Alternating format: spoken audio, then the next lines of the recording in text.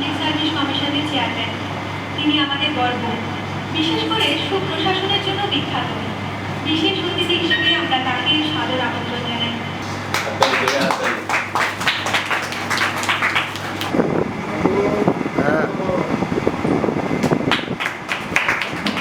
আজ আমরা এক তাৎপর্যপূর্ণ চ্যানেল শুরু করতে চলেছি।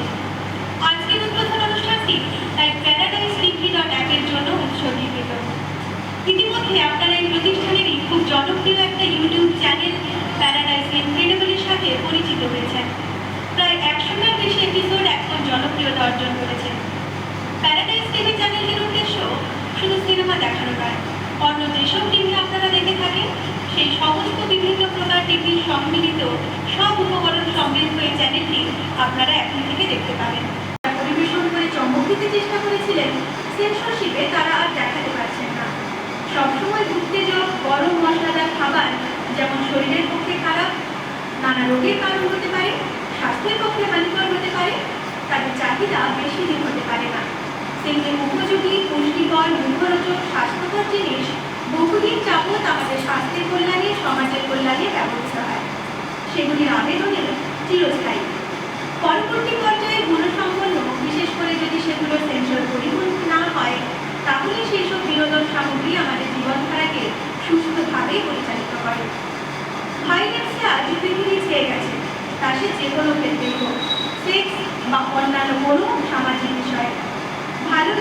ভায়োলেন্স থেকে আজ তাই অধিকাংশ মানুষ মুখ ফিরিয়ে নিয়েছে। বিনোদনের ক্ষেত্রেও তাই। বুদ্ধিজীবী হিসেবে সুস্থ চিন্তাধারা এবং সুস্থ মানসিকতা নিয়ে আমাদের এই অভিযান। সুস্থ সমাজ গড়া, ঠিক পথে যুব সমাজকে পরিচালিত করা আমাদের নৈতিক দায়িত্ব, যা আমরা এড়িয়ে যেতে পারি না। ভায়োলেন্সের একটা সীমিত দর্শক আছে এবং থাকবে, কিন্তু সব বয়সের মাপকাঠিতে সবাই সবসময় ভায়োলেন্সকে গুরুত্ব দেয় না। সবাই কথা তাই চিন্তা করে নিষ্ঠা, সততা এবং সুচারুভাবে এই গুরু দায়িত্বটি আমরা পালন করার প্রয়াসই করি। আগুন যাতে না লাগে সেদিকে সতর্ক হলে আমরা বহুলাংশে সুস্থ, মানবিক, সামাজিক হিসেবে পরিচয় দিতে সক্ষম হব। পরপর আরও বহু সামগ্রী কয়েকদিনের মধ্যেই আপলোড হয়ে যাবে। এইসব ছবিগুলির গল্প এবং স্ক্রিপ্ট এই প্যারাডাইস টিভি চ্যানেলের কর্ণধার ডক্টর কর্নেল রণজিৎ সেনের লেখা। তার লেখা প্রতিটি গল্পই ইতিমধ্যে বিখ্যাত প্রকাশক দ্বারা শুধুমাত্র বাংলাদেশ বা পশ্চিম বাংলায় নয়, পৃথিবীর প্রবাসী বাঙালি সমাজে বিশেষভাবে প্রশংসিত। আশা করব আপনাদেরও এগুলো ভালো লাগবে। বলা বাহুল্য, ডক্টর কর্নেল রণজিৎ সেন শুধু ডাক্তারি শাস্ত্রের শিক্ষক এবং চিকিৎসক হিসেবে সুপরিচিত নন, ক্রাইম বিশেষজ্ঞ হিসেবে ভারত সরকারের পরামর্শদাতাও ছিলেন। সংস্কৃতি জগতে তিনি সুপরিচিত। তার লেখা 16টি ডাক্তারি পাঠ্যপুস্তক এবং 2টি ফরেন্সিক বই এবং 20টি সাহিত্য বিষয়ক বই ইতিমধ্যেই জনপ্রিয়তার শীর্ষে। তারই প্রতিষ্ঠিত ওয়ার্ল্ড সায়েন্স কংগ্রেস, সংস্কৃতি সমন্বিত থিয়েট্রিক্স এবং গেটওয়ে ফিল্মস প্রভৃতি সংস্থাও বহু দশক যাবৎ জনপ্রিয়। সিনেমা ছাড়াও নৃত্যগীতি আলিঙ্গ, গান, থিয়েটার, সমাজের নানা সমস্যা নিয়ে বিখ্যাত ব্যক্তিত্ব দ্বারা আলোচনা এবং সমস্যার সমাধান সূচক পর্যালোচনা উপস্থাপিত হবে। শুধু খ্যাতনামা শিল্পী নন, নব উৎসাহে আমরা কৃতজ্ঞ আপনাদের উপস্থিতিতে। ধন্যবাদ জানাই আজকের অনুষ্ঠানের বিশেষ অতিথিবৃন্দদের। মাননীয় পশ্চিমবঙ্গের মৎস্যশিল্পী সত্যশ্রী অখিলগিরি মহাশয়কে, যিনি আজকের অনুষ্ঠানে প্রধান অতিথির আসন অলঙ্কৃত করছেন। তাছাড়া আছেন ডক্টর মানস রঞ্জন ভূঁইয়া, তিনি পশ্চিমবঙ্গ সরকারের জলসম্পদ মন্ত্রী।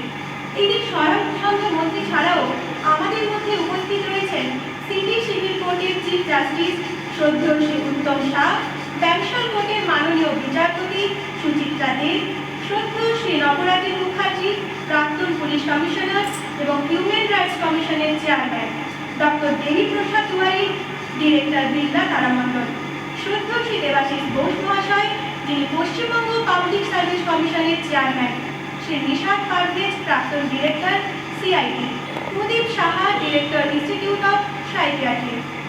আপনাদের আমন্ত্রণে সাড়া দিয়ে বহু শিল্পী, কলাকুশলী আজ আমাদের অনুষ্ঠানকে সফল করতে তাদের প্রত্যেককে সাদর আমন্ত্রণ জানাই।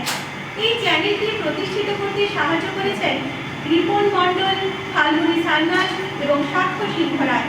তাদেরও অশেষ ধন্যবাদ জানাই। পরম শ্রদ্ধা বিশেষ অতিথিবৃন্দের অনুমতি নিয়ে এবং আপনাদের সবাইয়ের আশীর্বাদ নিয়ে আজকের বিশেষ অনুষ্ঠানটি শুরু করছি। ধন্যবাদ। এই প্যারাডাইস টিভি পরিচালনা আমারই মস্তিষ্ক প্রসূত। আপনারা অনেক চ্যানেল দেখেছেন, সিনেমা দেখছেন সারা জীবন ধরে, অনেক খবরের ব্যাপারে আপনারা ওয়াকিবহাল আছেন।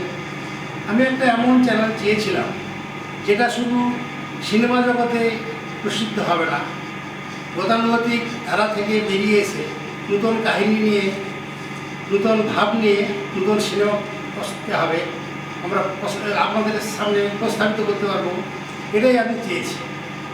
এবং এই যে চ্যানেল প্যারাডাইস টিভি, এর আমার পরিকল্পনা বহু বছর ধরে, এখন সেটা আজ বাস্তবায়িত হলো। আমি অশেষ ধন্যবাদ জানাবো আমাদের বিশেষ অতিথি শ্রদ্ধেয় শ্রী দেবাশিস ঘোষ মহাশয়কে, যিনি পাবলিক সার্ভিস কমিশনের চেয়ারম্যান।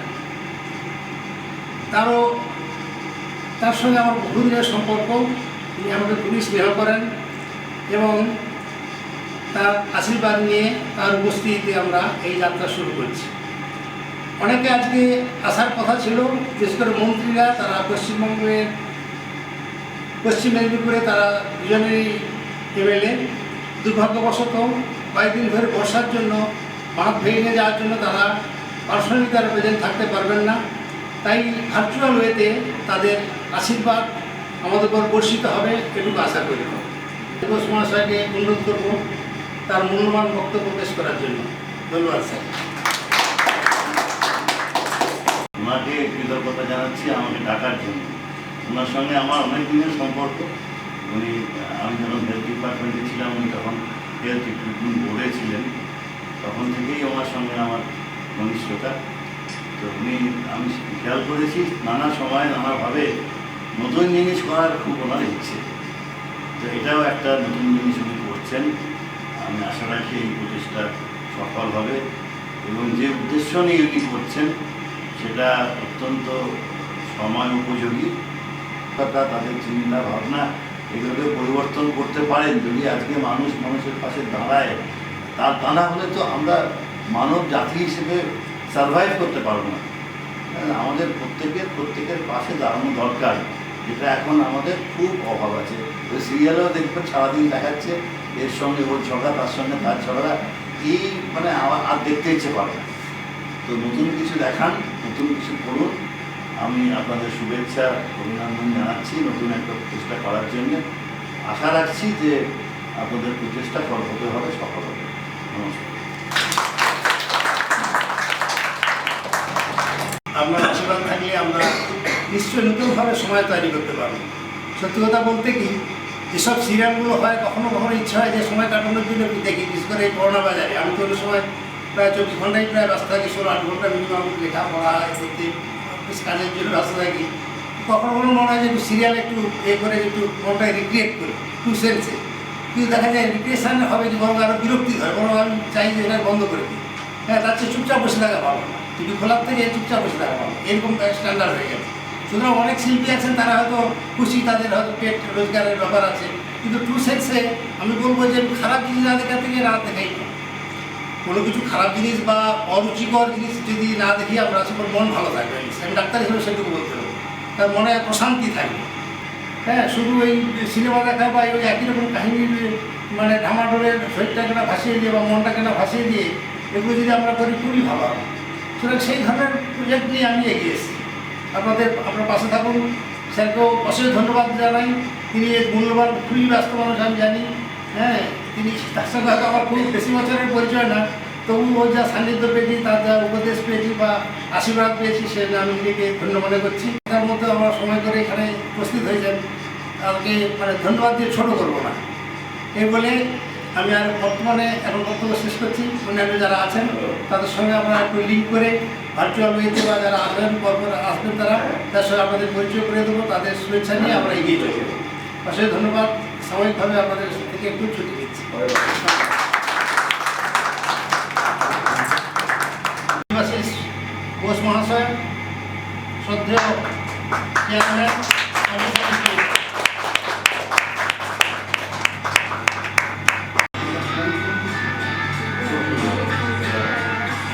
কি অনলাইনে করা যাবে? হ্যাঁ, online করা যাবে। কি কি কি লিঙ্ক আছে? paradise.tv.app doctor Soumitra Ghosh. আজকে এই বিশ্বকর্মা পূজার দিনে আপনার এই শুভ উদ্বোধন, এটা আমার অত্যন্ত খুশি। এবং আপনি যে ধরনের একজন বিচিত্র রকম কাজে আপনি পারবেন 10 মিনিট পরে একটু যদি দেন ভার্চুয়াল। হিসাবে আমাদের কাছে সমস্ত কাজেই স্বার্থপর। আজকে এই যে হ্যাঁ, 10 একটা মিনিট পরে প্লিজ। হ্যাঁ, থ্যাংক ইউ। দিনে আমার মনে হয় যে আপনি বিশ্বকর্মার আশীর্বাদ নিয়ে এবং আপনি আমাদের কাছে একজন বিশ্বকর্মার প্রতিভূ হিসাবে যে কাজে হাত দিয়েছেন এটাতে খুবই আপনি সার্থক হবেন এবং আপনার এই প্রচেষ্টা একটি প্রচন্ড রকম ভাবে মানুষের কাছে গ্রহণযোগ্য এবং একটি সার্থক উপায় হিসাবে গঠিত হবে এবং আমরা সবাই মিলে এটার সঙ্গে যুক্ত থাকতে পারবো আশা করি। আপনার এই কাজ সর্বোত্তমভাবে সার্থক হোক এই কামনা করি এবং এই কামনার সঙ্গে যেন আমাদের বিশ্বকর্মার সহায় থাকে আপনার প্রত্যেকটি কাজে, সেটি আমরা এই কামনা করে শেষ করি। নমস্কার। অসংখ্য ধন্যবাদ for your kind advice and suggestion and blessing. Thanks a lot. Thank you very much. Thank you very much. যারা উপস্থিত আছেন তাদের উদ্দেশ্যে আমার ছোট বক্তব্য। মূলত যে কোনো মিডিয়া নতুন যখন জন্ম নিচ্ছে অনেক প্রতিশ্রুতি নিয়ে তার জন্ম হয়। সেটি চেষ্টা করে যে সমাজের বিভিন্ন দিকগুলোকে তুলে ধরা, বিভিন্ন ধরনের মানুষ, বিভিন্ন ধরনের কাজকর্ম সেগুলোকে তুলে ধরার একটা নতুন আঙ্গিকে তুলে ধরার চেষ্টা থাকে। এখন যেটা দেখার বিষয় হবে সেটা কি ধরনের তার বিবর্তনটা হয়, তার ইভলিউশনটা কিভাবে হয়, যে যেভাবে শুরু হলো যে আপনার মূল উদ্দেশ্য সেটা কতটা সাধিত হচ্ছে। আর এই মূল উদ্দেশ্যটাকে সাধিত করতে হলে আমার মনে হয় যে কোনো একটা নতুন জন্ম নেওয়া অর্গানাইজেশনের মতনই অত্যন্ত যত্ন সহকারে লালন পালন করতে হয় তার প্রথম দিকের কিছু কয়েকটা সময়। যেমন একটা সন্তান, একটা ছোট শিশুকে আমাদের লালন পালন করে তবে তাকে বড় করতে হয়। তা সেই দিক থেকে আমি বলবো যে আমাদের সমাজের সামগ্রিক যে চিত্রটা আমাদের সামনে মাঝে মাঝে উঠে আসে তা যে সবসময় খুব সুন্দর, খুব মনোরম এরকম কিন্তু নয়। কারণ সমাজ বলতে ভালো খারাপ সবাই মিশিয়ে আছে। তার মধ্যে ভালোকে আমরা কতটা তুলে ধরবো আর খারাপ জিনিসগুলোকে কতটা আমরা আওয়াজ তুলে দেখাবো লোককে বোঝানোর জন্য, সেটার মধ্যেও কিন্তু একটা ভারসাম্য রাখতে হয়। কারণ ভালো বলতে বলতে যদি সবই ভালো বলে ফেলি, অথচ ব্যক্তিগত জীবনে বা সামাজিক জীবনে দেখি যে না গন্ডগোল কিছু কিছু হচ্ছে, সেটাও যেমন সঠিক সংবাদ নয়, আবার সবকিছু শুধু খারাপই হচ্ছে। যেমন আজকাল খবরের কাগজে আসতেছে খুললে কোথায় কোন, কোথায় রাহাজানি, কোথায় সংঘর্ষ, তাছাড়াও কিন্তু পৃথিবী বয়ে চলেছে এবং তার মধ্যে কিছু কিছু ভালো খবর আছে। সুতরাং এই ভারসাম্যটা না রাখলে আমার মনে হয় ওই জায়গায় বলে পোলারাইজেশন হয়ে যায়, দর্শকদের পোলারাইজেশন হয়ে যায়, এমনকি যারা মালিক পক্ষ তাদের মধ্যে একটা পোলারাইজেশন হয়ে যায়। এবং তার থেকে কিন্তু আস্তে আস্তে ডেভেলপ করে যেগুলো এখন খুব বড় বড় মিডিয়ার মধ্যে আমরা দেখতে পাই যে কিছুটা বায়াস দৃষ্টিভঙ্গি। সেই বায়াস দৃষ্টির ঘটনার কিন্তু অনেক কারণ থাকতে পারে, আর্থিক কারণ থাকতে পারে, রাজনৈতিক কারণ থাকতে পারে, তা আমার দৃষ্টিভঙ্গি কোনো রকমের একটু হয়তো অন্যরকম বলি সেটার কারণ থাকতে পারে। আবার আমি দেখেছি অনেক ছোট ছোট চ্যানেল আছে, আমি তাদের মধ্যে কয়েকটির সঙ্গে কিছুটা আমার যোগাযোগ প্রসপেকশন হয়েছিল। তারা হয়তো জ্যোতিষ শাস্ত্র নিয়ে 8 ঘন্টার অনুষ্ঠান 40,000 টাকা ভাড়া নিয়ে তারা তাদের টিভি স্পেসটাকে দিচ্ছে। সেটাতে কতজনের ভালো হচ্ছে কিন্তু সেটাকে বুঝছে না, লাভ হচ্ছে ক্ষতি হচ্ছে সেটা মনে করে। লাভ তো হচ্ছে অ্যাস্ট্রোলজারে, ঠিক কথা, তাছাড়া কোনো লাভ হয় না সব ক্ষেত্রে, বড় ক্ষতি হয় এটার কথা বিশ্বাস করি। কিন্তু সামগ্রিকভাবে সামাজিকভাবে কতটা সার্ভিস দিতে পারছি এটা একটা প্রশ্ন। আবার ফরেন বাড়িতে জায়গা আছে সেটা পুরোপুরি বাণিজ্য, সেখানে শাড়ি দেখানো হচ্ছে, অমুক নম্বর শাড়ি তমুক নম্বর শাড়ি। আমার কথা হচ্ছে সেজন্য একটা বড় বিলবোর্ড, ডিজিটাল বিলবোর্ড করে ধর্মতলার মনে করলেও তো একই বলি।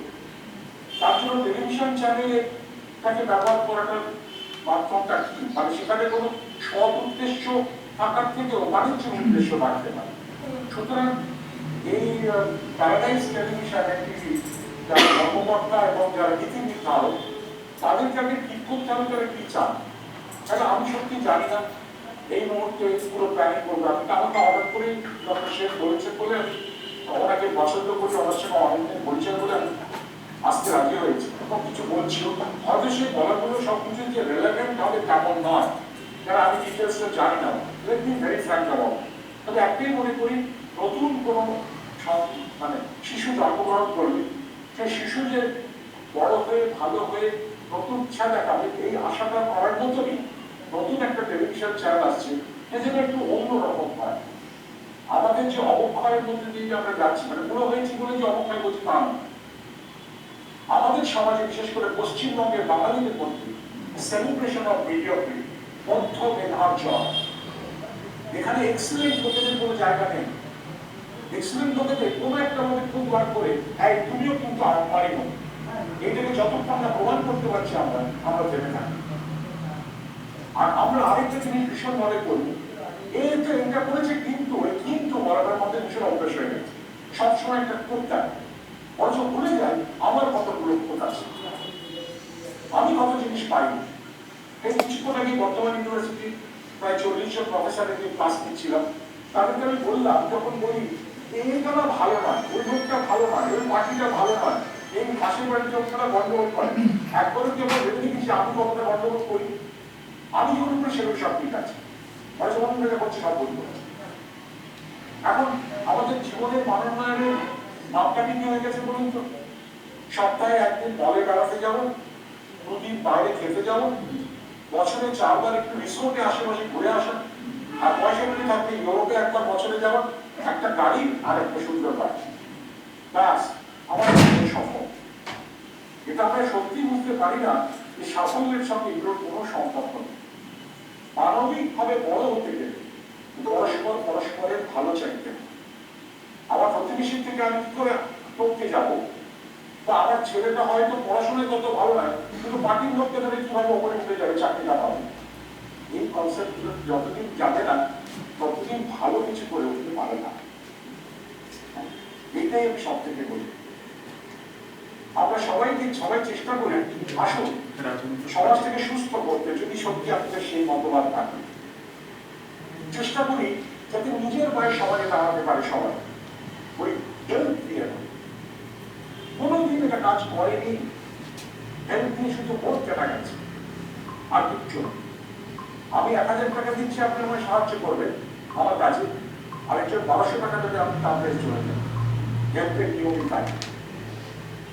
সুতরাং এইসব কথাগুলোকে মনে করি এই ধরনের প্রিন্সিপাল গুলোকে যদি কাজে রাখি, তা সে সিনেমাই করুন, নাটকে দেখান, ডাক্তারি করুন, সব ঠিক আছে। কিন্তু কেউ যদি ডাক্তারি করতে বলে অমুক রোগীকে চলে আসবে, আমি 70-এ বসছি, আপনার থেকে 9টা, এটা করলে দুঃখজনক, ভীষণ দুঃখজনক। যেমন অস্ট্রেলিয়া যারা বলে 70 ঘন্টা বম্বে দিল্লি ওই সময় থেকে ওই সময় গেলেই আপনার যাকে কি করতে চাইছেন তাকে কি করতে পারবেন, যে আপনার সত্যিটা করছে তাকে বলতে পারবেন। আপনি না পরিস্থিতি মেনে বলবেন, আপনি হঠাৎ করে টাকা পেয়ে যাবেন, আপনি পরীক্ষায় 3rd ডিভিশনে পাস করেছেন, চাকরি পেয়ে যাবেন, হয় না। কবজির যুগ, মানুষ কবজির জোরে বাঁচে, ভাগ্যের জোরে নয়। যারা পারে না তারাই সব এক্সকিউজ দেয়। ওই যখন আমার ছাত্ররা বলে না, স্যার পরীক্ষার আগের দিন এমন পেট খারাপ করলো না, তুমি বললো পরীক্ষা দিতে পারলাম না, তুমি দোষটা তোমার। কেন আমার কি করলাম? তুমি ঠিক মতো খাওয়ানি কেন? তোমার তো মনে রাখা উচিত ছিল পরীক্ষা থাকবে। প্রিপারেশনটা কোথায় তোমার? তেমনই জীবনের প্রিপারেশনটা কোথায় আমার? ভালো চাই, আমি কতটা করছি সেই ভালোটা পাওয়ার যোগ্য কি আমি? জন্মেছি বলে আমার অধিকার হয়ে গেছে, এটা যদি ভাবতে শুরু করে মানুষ, তাহলে তো বড় মুশকিল হবে।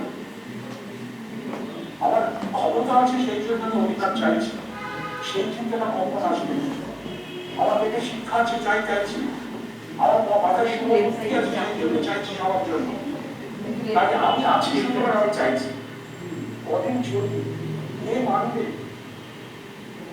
যাদের দরকার আপনার সব মানুষদেরকে ভোট টানার জন্য তারা মানে, তাছাড়া কেউ মানবে কি? এক্সিলেন্স কাকে বলে? আমি বলবো না আমার মাথায় তো বুদ্ধি নেই, বুদ্ধি অনেকগুলো হয় না, বুদ্ধি জন্মগত নয়। আপনার অভিজ্ঞ বিদ্যা শিক্ষাকে আপনি প্রয়োগ করছেন জীবনে, সেটাই আপনার বুদ্ধি। কতজন করি আমি এই পড়াশোনা নিয়ে করে, তা আমার ছেলে কাটাচ্ছি, কেন এত হাজার হাজার টাকা খরচা করছি তোর পেছনে, আর পরীক্ষায় 3 নম্বর কম পেলেন। একবার আমি এরকম ভাবে বলি, আপনি পরীক্ষায় কত পেয়েছিলেন? ছেলেকে টাকাচ্ছেন। আপনি কবার ফার্স্ট হয়েছিলেন পরীক্ষায়? ছেলেকে টাকাচ্ছেন, টাকা খরচ করুন, দেখি ইনভেস্টমেন্ট হচ্ছে, ব্যবসা করতে নেমেছি ছেলেকে নিয়ে। আমি এটাই তো ভাবলাম, এটা একটু স্বাভাবিক। তার থেকে বেরিয়ে আসার চেষ্টা করুন। যা কিছু স্বাচ্ছন্দ্য এখনো রয়েছে, সেই স্বাচ্ছন্দ্যকে যতটা পারা যায় আধুনিক জীবনে ব্যবহারের প্রয়োগ করে করুন। ছোটবেলাতে শিখেছেন, আপনি সেখানে আমি শিখিনি, মিথ্যা কথা বলতো না, যে কতবার মিথ্যা কথা বলি আমরা, বলুন পরিস্থিতিটাকে বাঁচাতে বলি। যে বাচ্চাটাকে আপনি আপনার 3 বছরের বাচ্চাটাকে শিখলেন, বাবা বা মা মিথ্যা কথা বলো না, যখন দেখছি বাবা মা অপমানে মিথ্যা কথা বলে যাচ্ছে, সে কি শিখবে মিথ্যা কথা বলবে? তাহলে বাবাদের মধ্যে আমাদের কোথায় গুরুত্বটা কোথায় রাখলাম, দায়িত্বটা কোথায় রাখলাম? আমরা সমাজে আমাদের আশেপাশের বাড়িতে আমরা একজন আত্মীয় আছে, এমন একটা কাজ করে ফেলেছি, চিচিৎসা ইস এরকম তিনি এখানে আছে কি বাধ্য, অথচ তার থেকে আরো অনেক কাজ করে সমাজের তথাকথিত গ্রামার কিছু মানুষ আছে, হ্যাঁ ওটা থাক, ওটা নিয়ে বলবেন, আমি ওর পাশের লোক, সেটা অপরাধ, কি করেছে পাশের লোক, অন্যটা অপরাধ নয়, সেটা সব অসামাজিক কাজ, অন্যটা নয়। এই প্রশ্নগুলো নিজেদেরকে তুলে ধরার জন্য যদি অনুষ্ঠান করা হয়, সেই টেলিভিশন চ্যানেলকে আমি স্বাগত। আর যদি জাস্ট ব্যবসায়িক কারণ হয়, তাকেও স্বাগত জানা, শুভ জানাই, স্বাগত জানাচ্ছি কিন্তু বলতে পারবো না, আমি খুব চাষা ছাড়া নাটক কথা বলি। ওকে ডক্টর শেখ, আমার ইংলিশ কিছু বলার নেই, এক্সটেম্পর করে দিলাম। অসংখ্য ধন্যবাদ sir.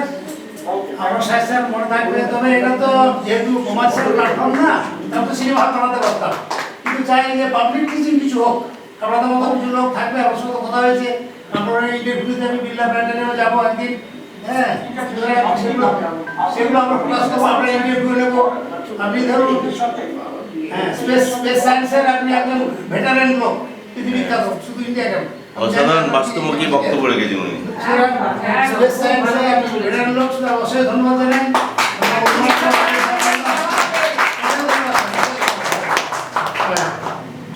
Professor doctor Rajendra Pandey, তিনি 21 দিন আগে পর্যন্ত ছিলেন West Bengal university of health সায়েন্সের ভাইস চ্যান্সেলর। উনি বহুদিন ধরে পিজি হাসপাতালে নেফ্রোলজি ডিপার্টমেন্টের হেড, ও খুব ভালো শিক্ষক, ভালো মানুষ, সবচেয়ে বড় জিনিস। আমার সঙ্গে বহুদিনের পরিচয়, তা উনি আবার ওনার অভিজ্ঞতা প্লাস আমাদের সঙ্গে উনি রয়েছেন, আমি ওদেরকে ওয়েলকাম করছি।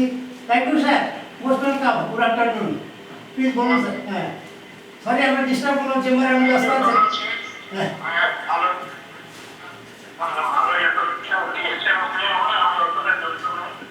তবে একটা নতুন টিভি যখন চালু হয়েছে, একটা সাধারণ নাগরিক হিসাবে আমরা প্রত্যাশা থাকবে, শুভেচ্ছা রইল যেটা ভালোভাবে কাজ করুক, অল্প সময়ের মধ্যে সবার নজর কেড়ে যে টিভি আর অন্যান্য শব্দ ব্যবহার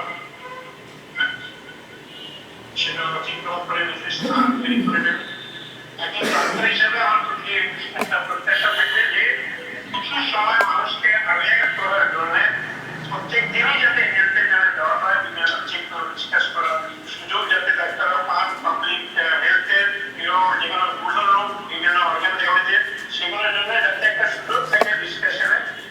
শুধু তাই নয়, পশ্চিমবঙ্গে বিভিন্ন জায়গায় যে স্বাস্থ্য ব্যবস্থার দুর্বলতা আছে সেগুলোকে সামনে আনা এবং সেটা দূর করার উপায় এক্সপার্টদের সাথে ডিসকাস করে আপনাদের টিভির মাধ্যমে যাতে সরকার অবগত হয় সেটা নিয়ে আসা। ধন্যবাদ। অসংখ্য ধন্যবাদ আপনাকে। করছিলাম যে অ্যাডমিনিস্ট্রেটিভ অ্যাসপেক্টে যে হেলথ যে হ্যাজার্ডস বা হেলথ যে ডেফিসিট আছে শুধু ওয়েস্ট বেঙ্গল না, সারা ইন্ডিয়া জুড়ে, তার একটা নিশ্চয়ই সমাধানের জন্য আমরা ডিসকাশন করবো, কীভাবে ভালো একটা পথ বেরোয় সেটা আমি আলোচনা করবো। আর তার মধ্যমণি আপনি থাকবেন, আপনার এতদিনের অ্যাডমিনিস্ট্রেশনের অভিজ্ঞতা, আপনাকে অবশ্যই ধন্যবাদ জানাই। বাদল সরকার আপনি জানেন, শ্রদ্ধেয় খুব সিনিয়র মোস্ট এফিসিয়েন্ট আমি বলবো এখন যারা ইন্ডাস্ট্রিতে আছেন, অনেকে টাকা হাঁকেন, টাকা হাঁকলেই তো বড় ডাক্তার হয় না বা বড় হয় না, কিন্তু কোয়ালিটি ওয়াইজ আমি পছন্দ করি। আমিও বহুদিন শিক্ষকতা করেছি দেশ বিদেশে, সুতরাং কোয়ালিটিটা আমি পছন্দ করি এবং এই ফিল্ডে তিনি খুব স্বনামধন্য। আপনারা ওনাকে জানেন না, তার সমস্ত পরিচয় নেই, আজ আমি পরিচয় করে দিচ্ছি এই সুবাদে। আমি এখন অনুরোধ করব আমাদের বন্ধু প্রতি বিশেষ অভিজ্ঞতা সম্পন্ন খ্যাতনামা সেই বাদল সরকার মহাশয়কে কিছু বক্তব্য রাখার জন্য। উপবিষ্ট সকলে যারা এখানে বসে আছে সবাইকে আমার শ্রদ্ধেয় প্রণাম জানিয়ে বা ভালোবাসা জানিয়ে কিছু দু এক কথা বলবো। কারণ হচ্ছে খুব একটা আমরা ক্যামেরার সামনে সুযোগ পাই না, আমরা সবসময় ক্যামেরার পেছনেই থেকে কাজ করি। তো আজকে যখন স্যার ডেকে দিচ্ছেন এখানে, আজকে আমি চিন্তা করবো কারণ হচ্ছে যে আমি দীর্ঘদিন ধরে চাকরির হিসাবে কিছু দীর্ঘদিন ধরে উনিও চেষ্টা করছেন যে কিছু একটা ভালো কিছু করা যায়। আমরা দিনের পর দিন আলোচনা করেছি, সুতরাং জায়গাটায় পৌঁছেছি যেটা দেখা যাচ্ছে। তো এই ধরনের শুভ উদ্যোগ সাধুবাদ জানাই এবং আমাদের সকল ইন্ডাস্ট্রির তরফ থেকে আমি বেঁচে জানাচ্ছি যে আগামী দিনে ভালো কাজ। আমি এরপর অনুরোধ করবো আমার ভারতীয় প্রতি বহু দশকের পরিচিত খুব নামকরা পরিচালক, অভিনেতা এবং সুষ্ঠু অ্যাডমিনিস্ট্রেটর ফাল্গুনি সান্যালকে কিছু বলার জন্য। প্রথমেই কথা থেকে একটু আগে আমি অনেক গুণীজনের বক্তব্য শুনলাম। আমারই আছে বক্তব্য যে ওইটি চ্যানেল তো প্রচুর হচ্ছে এবং দিনে দিনে ব্যাঙের ছাতার মতো ওটিটি চ্যানেল হচ্ছে, কিন্তু কটা সাস্টেন করছে সেটা একটা বড় প্রশ্ন। আর যেটা প্রশ্ন সেটা হচ্ছে কিছু বিষয় গেলানো হচ্ছে আমাদের, যেটা আমাদের সমাজের পক্ষে অত্যন্ত ক্ষতিকারক বিষয়। সকলে মিলে একসঙ্গে দেখা যায় না সেগুলো। কিছু দর্শক, কিছু শ্রেণীর দর্শকের মাথায় রেখে সেগুলো করতে হয়। সব শ্রেণীর দর্শক কিন্তু ওটিটি চ্যানেলের জন্য নয়। আমরা সেটা কাজ করতে গিয়ে দেখছি এবং আমাদের কি বলবো, আমাদের এক প্রকার ফেলেই দেওয়া হচ্ছে ওইদিকে, তোমার ভাবনাটাও তুমি ওই জায়গায় নিয়ে। কিন্তু ডাক্তারবাবুর সঙ্গে আলাপের পর আমি যে ধরনের কাজ করে থাকি, আমরা ঠিক করেছিলাম যে প্রথম দিন থেকে যে আমরা যে চ্যানেলটা নিয়ে কাজ করবো তাতে যেন একটু বিশাল বৈচিত্র্য থাকে। ডাক্তারবাবু সেটা পরিষ্কার করবেন আপনাদের আগে দিতে। এতদিন ধরে চ্যানেলটা চলছিল একটা ডাক্তারি অনুষ্ঠান বা কিছু নিয়মের উপর নির্ভর করে। তার মধ্যে কিছু কিছু ডকুমেন্টারি উনি শুরু করেছেন, এখন আইনের বিষয়গুলোকে ধরবার চেষ্টা করছেন। এই প্রথম ফিকশনটাকে তিনি এই চ্যানেলের মধ্যে নিয়ে আসতে চাইছেন। আমরা প্রথম দিনই ডাক্তারবাবুকে বলেছিলাম যে আমরা কিন্তু, আমি নাম করছি না, বা নিশ্চয়ই বুঝতে পারবেন কিছু কিছু চ্যানেল আছে এত অশ্লীল বিষয়বস্তু এবং ভাষার দিক থেকে সেগুলো কিন্তু আপনার দেখার যোগ্য নয়। আপনি সুস্থ মানুষ দেখতে পারবেন সেগুলো। আমরা অন্তত রুচিটা সেই জায়গায় নিয়ে যেতে পারবো। আমরা প্রথম দিন থেকে সেটা পরিষ্কার করে দিচ্ছি। একটু সুস্থ গল্প সাহিত্য নির্ভর করতে পারে। আমি ডাক্তারবাবুকে বলেছিলাম এই সঞ্জীববাবুর গল্প আমরা কমেডি করি না, নির্ভর হাসির কিছু করি, হতে পারে। আমাদের যে একটা ধারণা হয়ে গেছে না যে দর্শক বোধ হয় এটা চায়। এখন ট্রেন্ড চলছে একটু সুরসুরি, একটু সেক্সুয়াল কিছু না নয়। আমরা মানে দর্শকের টেস্ট নিয়ে ছেলে খেলা করছে। যদি সুস্থভাবে পরিবেশন করা যায় দর্শক আছে। এই 8 ঘন্টার মধ্যেই আমরা তাকে এমন একটা বিষয় দিয়ে আমরা বসিয়ে রাখতে পারবো। আমি তো মনে করি যে না, ভাবুক সে অন্য কিছু থেকেও একটা আলাদা কিছু করা যায়। এটি হচ্ছে বক্তব্য। যে কারণে আমি আরও অনেক টিভি চ্যানেলের সঙ্গে জড়িয়ে আছি এবং সেগুলো কাজের ক্ষেত্রে দিচ্ছি। বিষয়বস্তুগুলো আমাদের বলা হচ্ছে, আমি এটা পারবো না। আমি লিখতে বসে কখনো অত স্ল্যাং নিম্নমানের কিছু লেখার মধ্যে নিজেকে নিয়োগ করতে পারবো না। সে কারণে আমাদের ডাক্তারবাবু আরও পরিষ্কার করে বলবেন, আমাদের ডে ওয়ান থেকে এটাই থাকবে, সুস্থভাবে সুস্থ জিনিস পরিবেশন করবো। আপনারা সবাই আছেন তার মধ্যে, আশা করব আপনারা বেশি বেশি করে চ্যানেলটাকে সাবস্ক্রাইব করবেন, যেটা প্রথম কাজ। আরও বেশি মানুষের কাছে এটা পৌঁছে দেবে যে এরকম একটা ওটিটি চ্যানেল আসছে এবং সেটা সুস্থ রুচির কিছু একটা কাজ করবে। তারা আমার মনে হয় দেখবেন সারা পাবে। এই আশা রেখে শুভেচ্ছা জানিয়ে প্যারাডাইস ভিডিও নমস্কার। অসীম পাল মহাশয়কে যদি বলার জন্য অনুরোধ করব। অসীমবাবু একজন প্রতিষ্ঠিত চিত্রগ্রাম, বহু কাজ করেছি আমরা, এবং অসীমবাবু তার সংক্ষিপ্ত বক্তব্য তাদের সাথে পেশ করতে আসুন।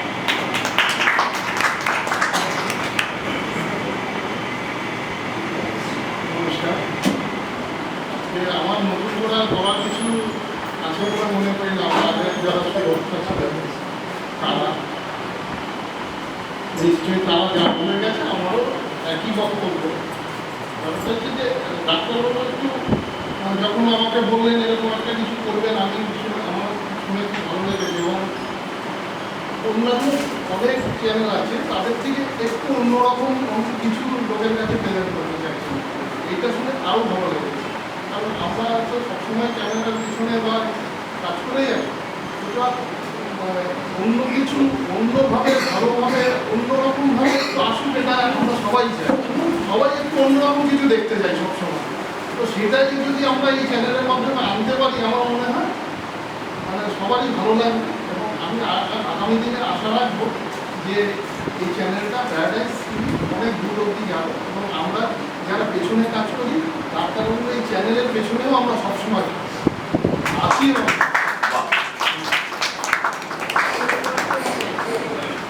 অশেষ ধন্যবাদ ফাল্গুনিকে আর অসীম ঘোষ মহাশয়কে। এরা আমার সঙ্গে বহুদিনের যোগাযোগ রেখেছে, ওরা আছে, থাকবে, এবং ওদের সাহায্যেই আমরা এগোই। তাছাড়া তো আপনারা তো রয়েছে, আমরা চাই সবাই মিলে আমরা এগিয়ে চলি। আমি এরপরে অনুরোধ করবো আমার বহুদিন বছরের বহু দশকের রাজা সুপ্রিয় বন্ধুগণ শ্রী প্রফেসর শ্রী বিশ্বেশ্বর চৌধুরী মহাশয়কে বলার জন্য।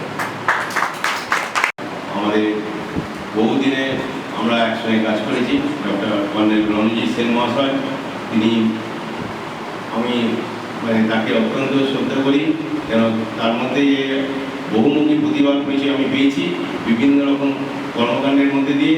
তিনি খালি একজন প্রখ্যাত চিকিৎসক নন, তিনি স্বনামধন্য একজন সাহিত্যিক এবং কবি।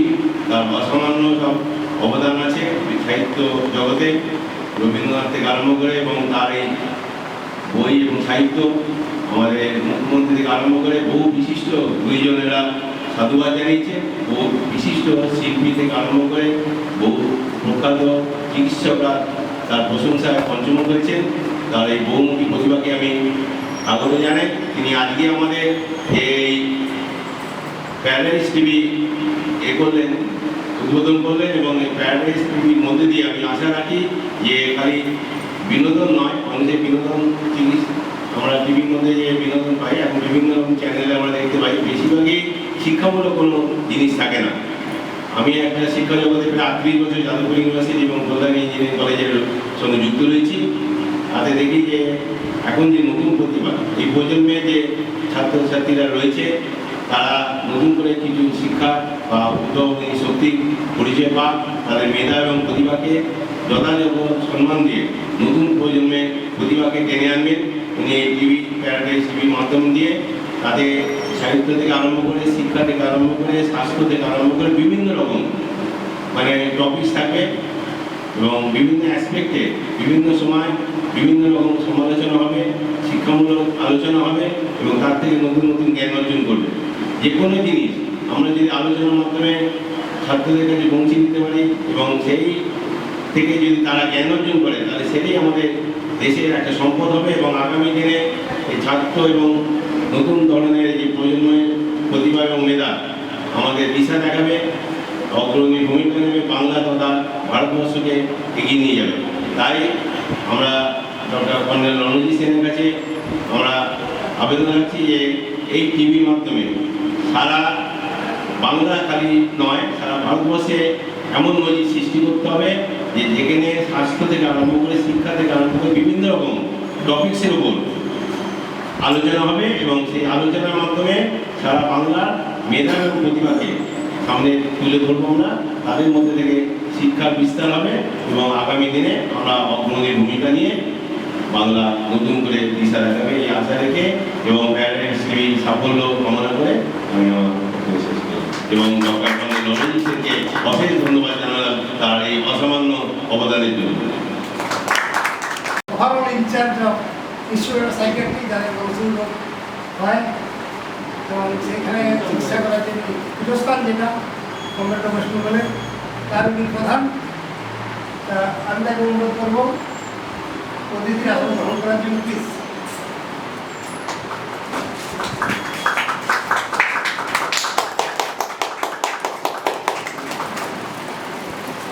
তুমি বলো, তুমি একটু বলো আমাকে সম্বোধন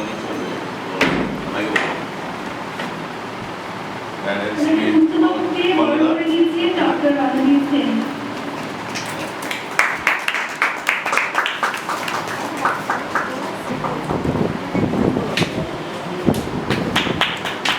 প্রফেসর সাহাকে আমি অনুরোধ করবো তার মূল্যবান বক্তব্য পেশ করার জন্য। Professor Saha please.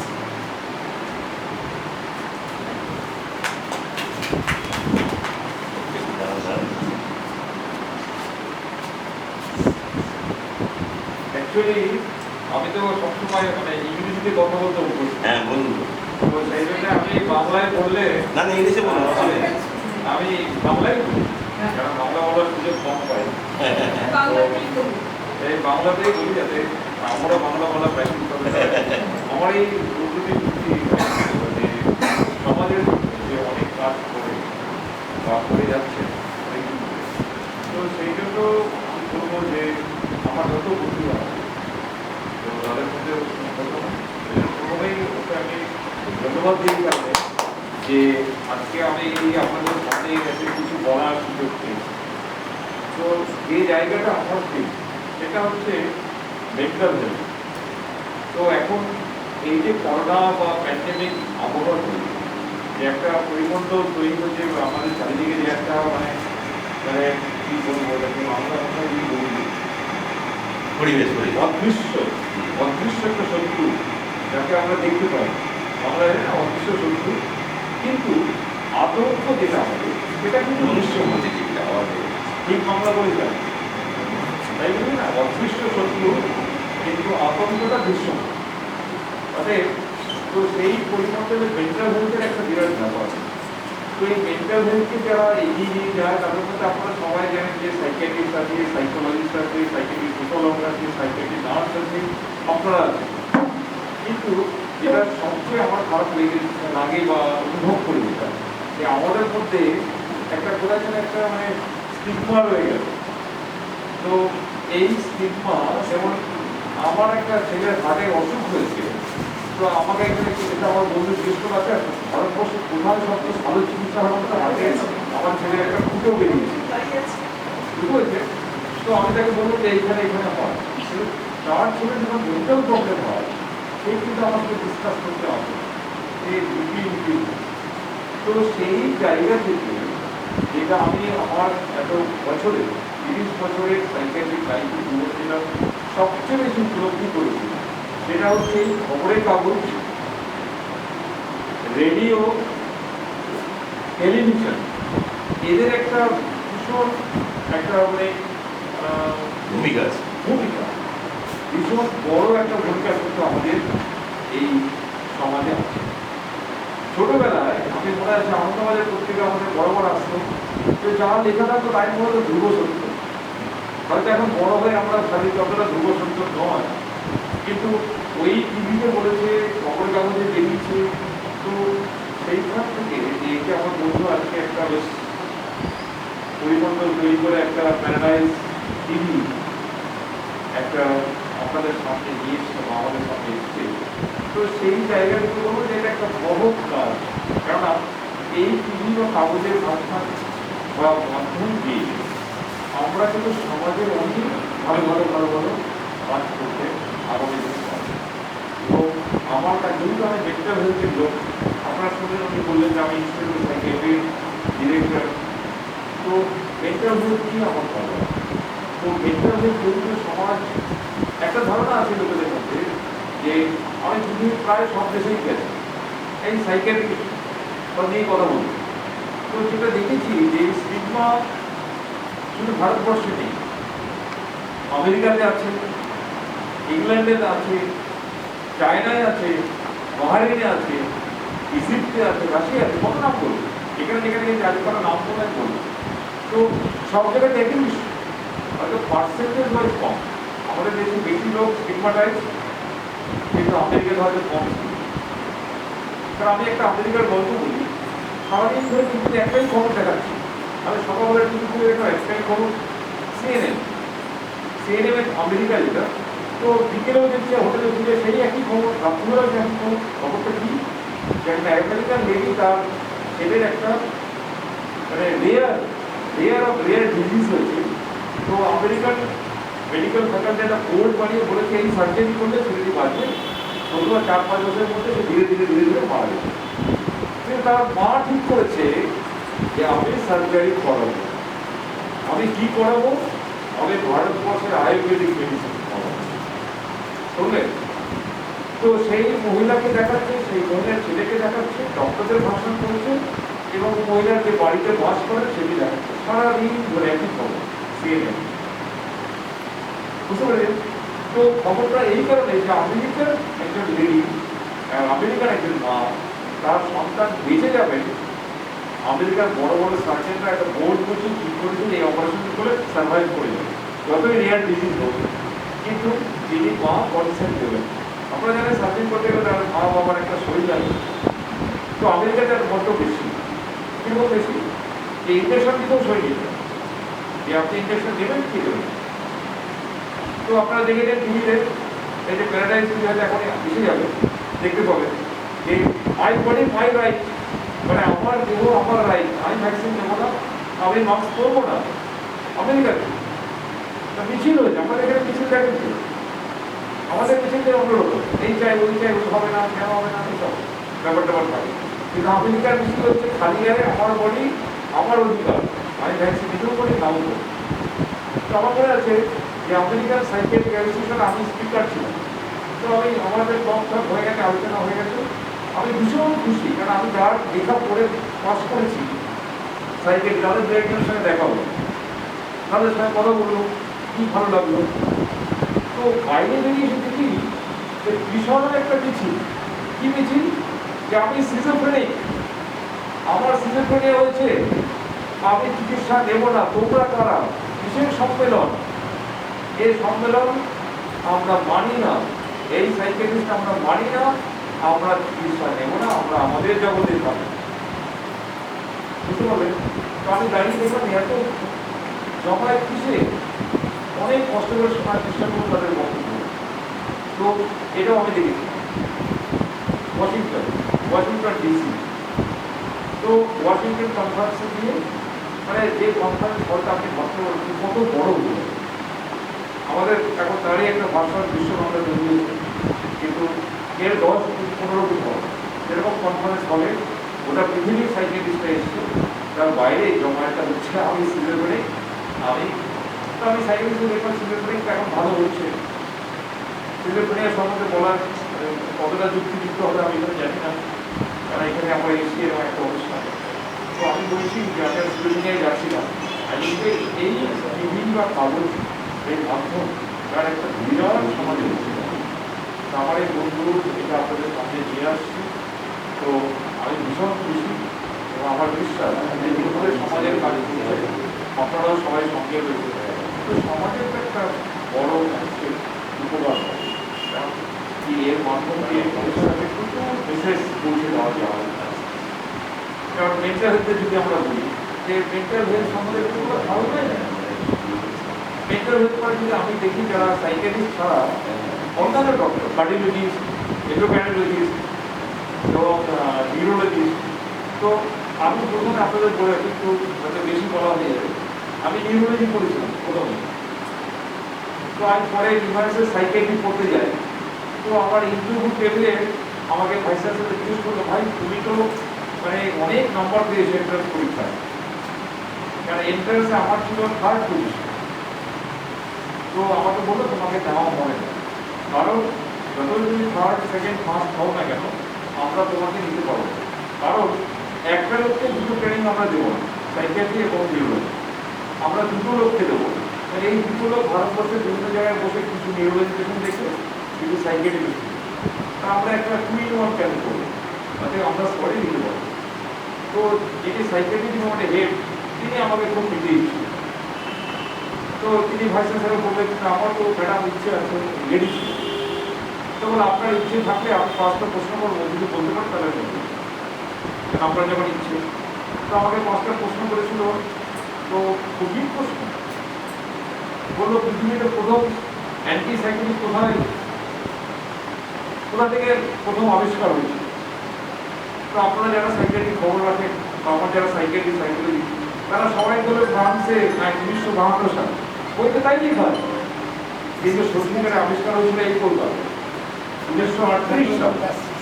প্রথম অ্যান্টিসাইকোটিক সিজোফ্রেনিয়ার ওষুধটা আবিষ্কৃত হয়েছিল এই কলকাতা শহরে 1938 সালে। তো এটা আমি জানতো, এবং ভাইস চ্যান্সেলর বলেছিল 5টা প্রশ্ন করে যদি বলতে পারো, এটাকে কেউ বলতে পারে। আমার আগে যারা ইন্টারভিউ দিয়েছিলেন তারা প্রায় বইতে লেখা আছে ফ্রান্স 1951, সেটাই বলেছে।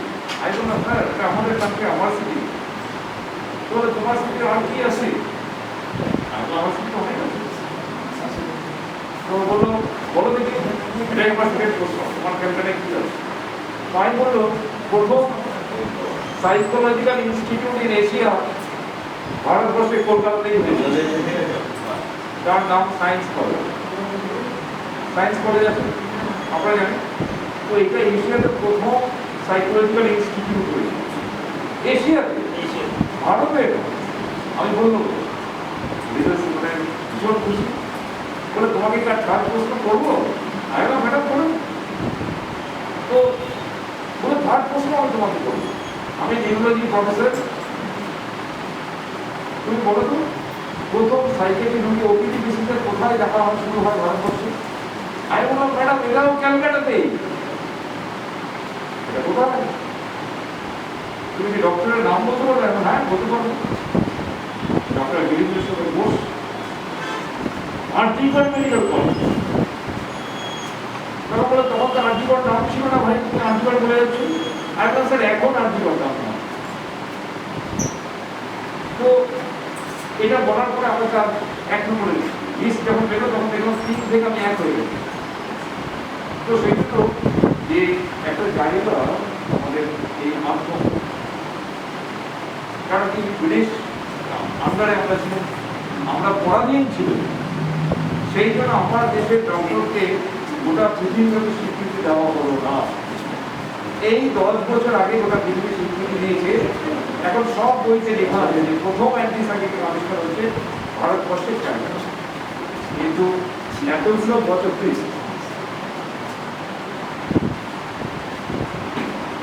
আমি আগে এসে সাথে সময় দেবো, আপনাদের ভালো লাগছে কিনা? খুব সুন্দর লাগছে, মানে অজানা জিনিস জানছি যেটা আমরা। হ্যাঁ, কথা হচ্ছে যে এটা আমি আমেরিকায় গিয়ে বলেছি যে তোমরা মানো না যে যেটাই হলো। আমি বলেছিলাম 15-16 বছর আগে, এখন তো বইতে এসে গেছে, আমেরিকান টেক্সট বই লেখা আছে, রাশিয়ান টেক্সট বই লেখা আছে, পৃথিবীর সব টেক্সট বই লেখা আছে যে first antipsychotic was discovered in India in the year of 1930। ঠিক আছে, তো এই যে জায়গাগুলো যে আমরা অনেক কিছু জানি না, তো জানতে গেলে আমাদের আগে ছোটবেলা করতাম, বলতো বাবা মা বলতো বই পড়ো বই পড়ো, গল্পের বই পড়ে এই বই পড়ে সেই বই পড়ো, কিন্তু সত্যি সেখান থেকে জানা যায়। কিন্তু এখন তো আমাদের সার্চ ইঞ্জিন হয়ে গেছে, ইউটিউব হয়ে গেছে, রুলস আছে, তো সেই জায়গাগুলি যেটা সবচেয়ে ইম্পর্টেন্ট সেটা হচ্ছে যে আমি আগে বলছি যে আমাদের টিভি মাধ্যম একটা, যতই আমরা বোকা বাক্স বলি না কেন, কিন্তু এর একটা সমাজে আমরা অনেকে অবহেলা করি, অথচ আমরা আপনার দুটো টিভি দেখি, ঘন্টা বলবো আমি আমি জানি না কি মনস্তাত্ত্বিক জায়গায় কাজ করে, কারণ এখানে প্রশ্ন এসে যায় মেন্টাল। তো দেখুন, একটা কথা হচ্ছে আমাদের medical science physiology and pathology আছে না, আপনারা সবাই জানেন ফিজিওলজি, এটা তো ডাক্তার না, এটা আমি যেমন আমাদের বলি গেল। তো হার্ট কী করে কাজ করে, আমি খাই, খাবার খাই, সেটা গ্লুকোজ থেকে কী করে ফ্রুক্টোজ হয়, সুক্রোজ হয়, কী করে ব্রেনে যায়, তো দ্যাট ইজ ফিজিওলজি। যখন এই অর্গানগুলো বিগড়ে যায় তখন আমরা বলি তাকে প্যাথোলজি। সেটা ডাক্তারের প্রথমে ফিজিওলজি শেখে, তারপরে প্যাথোলজি, তারপরে ট্রিটমেন্ট। সে তিনটে ধাপে শেখে। কারণ আমার সময় ছিল এমবিবিএসকে তিনটে ভাগ করা হবে, first MBBS, second MBBS, third MBBS. এখন তো খুব দ্রুত তাড়াতাড়ি ডিগ্রি করার ফলে করে 7টা সেমিস্টার ভাগ করে দিয়েছে, কিন্তু আমাদের সময়টাই ছিল বলে আমার এখন আমি মেডিকেল কাউন্সিলের মেম্বার, ইলেক্টেড মেম্বার, আমি সেখানে এই কথাই বলি, কিন্তু মেজরিটি শোনে না। কিন্তু আমার এই নোটটা দেওয়া হয়, যত রেজলিউশন হয় আমি কিন্তু বলি ওল্ড ইজ গোল্ড, মানে যত বড় ওখানেই ফিরে যাও। তো অনেকে যুক্তি করে, কেন তুমি এটা বলো, আমাদের ডক্টর দরকার, কেন না ডক্টর দরকার, কিন্তু মৃত্যু হলে তো কথা হবে। আমার ডক্টর দৌড়ে দৌড়ে পৌঁছে দিলাম, কিন্তু কেমন কাজে এলো, সেটা কী হলো। তো মেন্টাল হেলথের যে জায়গাটা হচ্ছে নর্মাল একটা মেন্টাল হেলথ করতে গেলাম, আমরা মানি না। সেই জন্য ওয়ার্ল্ড হেলথ অর্গানাইজেশন আজ 20 বছর ধরে একটা লাইফ ইমপ্রুভ করে দিয়েছে। আপনারা অনেকেই জানেন, অনেকে না জানলে বলে দিচ্ছি, no health without mental health is the slogan. এই মেন্টাল হেলথ ছাড়া কোনো হেলথ হবে না। আমাদের ডক্টর যখন সার্টিফিকেট দিবে, তো ফিজিক্যালি ফিট আর মেন্টালি ফিট, এই দুটো কথা লিখতেই হবে। মেন্টাল অ্যালার্ট, বুঝতে পারছেন? বন্ধু বললো অ্যালার্ট, অ্যালার্ট বললেও ফিট লিখতে হবে, ডক্টরের ফিটটাই লিখতে হবে। এই একটু আগে আমার সঙ্গে কথা হলো যে আগরতলার একটা পেশেন্ট এসেছিল আমার কাছে 2 দিন আগে। তো আজকে ওরা এয়ারপোর্টে ফিরে যাচ্ছে, তো ফিরে যেতে গিয়ে হঠাৎ এয়ারপোর্টে সমস্ত কিছু হয়ে গেল, চেকিং হয়ে গেছে, ওরা ঢুকে পড়েছে, হঠাৎ এক পেশেন্টকে অজ্ঞান হয়ে গেছে। তো ওদের ডক্টর এসে দেখে বলে আমাকে কি করতে হবে। ওরা বলে স্যার আমরা কী করবো, আমাদের টাকা পয়সা।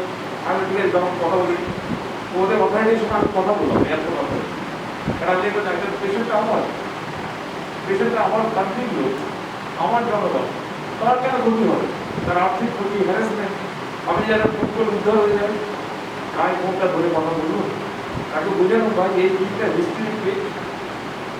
হিস্টেরিয়া, আমাদের তোমার ভয় পাওয়া নেই, তুমি গাড়িতে তোমার ব্রেক নিতে পারো। তা বলে স্যার আমাদের ডক্টর লিখে দিচ্ছে, আমরা কী করে দেবো। আমি বললাম তাহলে অ্যাটলিস্ট তুমি 7% টাকা অন্য বেরোতে পারো। ওরা কী করে, না গেলে কিনে নেয় পার্সেন্টেজ। তো হি এগ্রি যে আমি 7% হিসাবে ফেরত দেবো, শুধু প্রোভাইডেড আপনি একটা আমাদের নাম্বারে হোয়াটসঅ্যাপে একটা মেসেজ দিয়ে দেবো। যে আমি আমার একটা কাউন্সিলের মিটিং ছিল, সেটা করে নিয়ে এলাম, আস্তে আস্তে আমি করে দিই। তো একটা ভাই, তো আমার স্টুডেন্টের একটা ইস্যু হয় যে তুমি যখনই সুযোগ পাবে, আমি একটা কথা বলি, মেন্টাল হেলথ একটা জিনিস যেটা আপনি শুনতে দেখবেন। তো সেখানে আমি দুটো ডিফারেন্স দেখতে, আমি একবার ইন্ডিয়ান এয়ারলাইন্সের ইয়েতে আসছি। তো একজন তারপরে বিশ্ববিদ্যালয় বলা একটা মানে হাটে একটা সিম্পটম মতো হয়েছে, সে অজ্ঞান হয়ে গেছে, তার পালস পাওয়া যাচ্ছে না, প্রফিউজ সোয়েটিং হচ্ছে, মানে প্রচুর প্রচুর ঘাম হচ্ছে, পালস নেই, আর বউটা ঘাম। তো আমাকে এয়ার হোস্টেল অ্যানাউন্স করবে যে কেউ যদি ডক্টর থাকে না কেউ নেই। তো আমি দেখলাম, দেখে আমি দেখলাম যে আমার কাছে কিছু নেই, যা আছে আমি জানি। আমি তখন কী করবো, দুটো লোককে ডেকে নিয়ে এসে বলবো মাথাটা নিচে দিকে পা দুটো করে এরকম ধরে রাখতে। তো যেটা আমি শিখেছিলাম আমার ছাত্রই করে, তো সেইটা আমি করবো আর তোমার সাথে হাত ধরে দেখলাম উইদিন 2 মিনিট পালসটা আস্তে আস্তে ফিরে আসবে। তো লোকটা উইদিন 10 মিনিট সার্ভাইভ করবে। আমি এরকম কিছু বলুন, এসে বললো স্যার আপনার অ্যাড্রেসটা আমাদের কাছে আছে, লিস্টটা আপনার পাঠিয়ে দেবো। আমি বললাম কিন্তু আমার পাঠাতে হবে না, এটা করতে হবে যে খুব কাছাকাছি ডেস্টিনেশন আপনি প্লেনটা গিয়ে ল্যান্ড করবেন, ওটা ওটা হসপিটাল আর একটা এটা বলতে পারবে। তো এই করে আমি আমার ওয়াইফ ছিল ওই পাশে বসেছি, আসল ঘটনাটা কেন বলছি সেই জন্যই বলছি। তারপরে 4 জন ডক্টর এসে আমাকে ভ্যাকসিন দিয়েছে। তো আমি তার সঙ্গে হাতে বাড়িয়ে ভ্যাকসিন করুন, যেটা সে বলতে ডক্টর সামনা আই এম সার্টেন সার্জন ভাবুন। আমি আর কথা বাড়াচ্ছি না, অবশ্যই ধন্যবাদ জানাই আরেকবার। তার অমূল্য সময় নষ্ট করে আমাদের এই অনুষ্ঠান আসার জন্য। এখন আমাদের মধ্যে উপস্থিত আছেন ব্যাংসাল কোর্টের সিনিয়র জাজ ম্যাডাম সুচিত্রা দে। আমি তাকে অনুরোধ করবো তার বক্তব্য শোনাতে। তবে তার আগে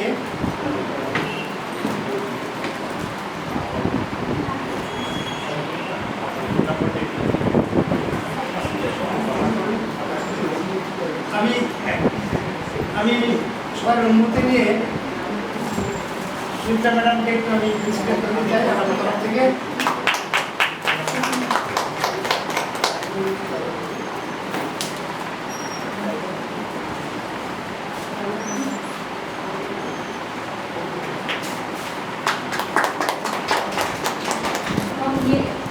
অদূর ভবিষ্যতে শিক্ষার সংস্কৃতি এবং জ্ঞানের প্রসার এবং বিস্তারে সদর্থ ভূমিকা গ্রহণ করবে এবং সেই সঙ্গে সুস্থ বিনোদনের প্রসারে একটা উল্লেখযোগ্য ভূমিকা নেবে। কারণ সত্যি কথা বলতে আজকে টিভি চ্যানেলে টিভি সিরিয়াল আমরা দেখি না। সুস্থ সংস্কৃতি বলতে যেটা বোঝায় আমার মনে হয় সেখানে কোথাও একটা ঘাটতি করছে।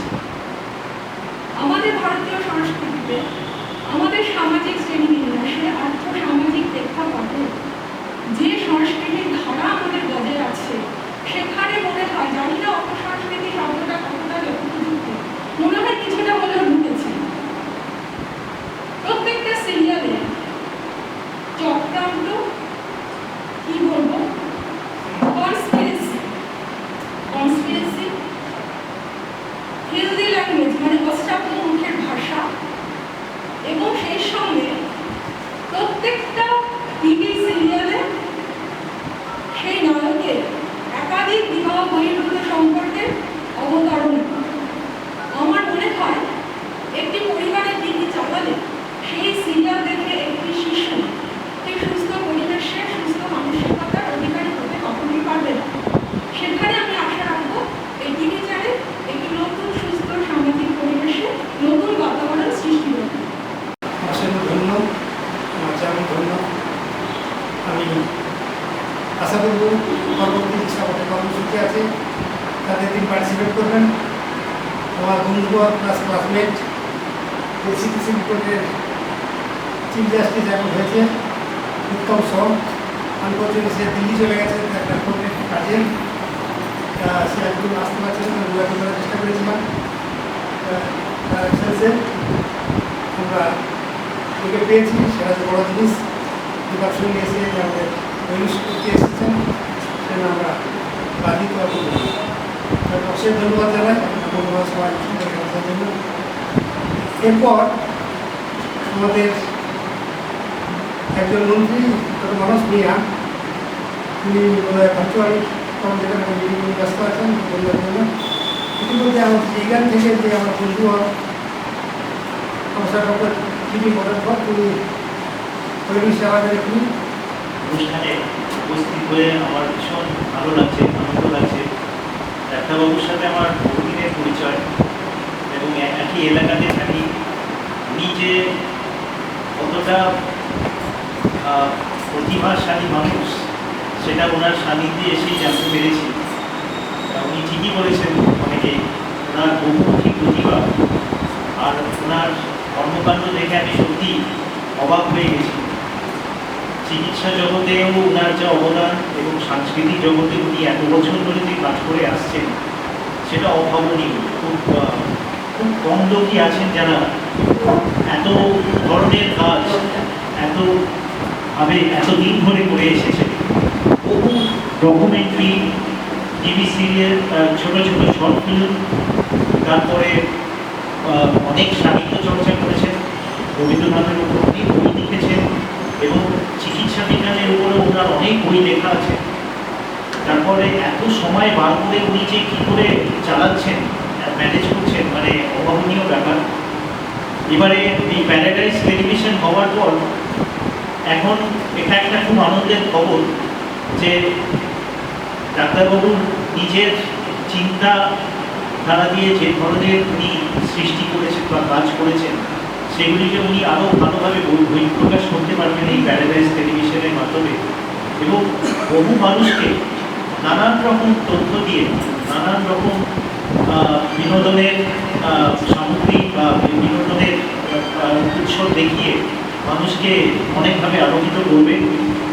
উনি আমাকে প্রায় বলতেন যে আমার অনেক রকমের সিনেমা আছে, গল্প আছে, যেটা আমি দূরদর্শন বা অন্য চ্যানেলে দেখাতে চাই বা বলতে চাই, কিন্তু আপনারা তো সবাই জানেন প্রত্যেকটা ক্ষেত্রে যেভাবে দুর্নীতি দাঁড়িয়ে গেছে, মানে ছড়িয়ে পড়েছে, ওনার মূল্যবোধ এবং ভালো কোয়ালিটির ওনার যে প্রোগ্রাম বা টেলিভিশন বা গল্পগুলিকে কোনো চ্যানেল মানে অ্যাপ্রুভই করতে চায় না। হয় ওনাদেরকে ঘুষ দিতে হবে, নয় অন্যরকমভাবে ওনাদের কোনো সুখ সুবিধা দিতে হবে, তবে ওনার এত ভালো সব রচনাগুলিকে ওরা অনুমোদন করবেন চ্যানেলে করবার জন্য। যা এই প্যারাডাইস টেলিভিশন হয়ে যাওয়াতে ডাক্তারবাবুর কাছে একটা নতুন আরেকটা দিক উনি নিজেই তুলে নিয়েছেন।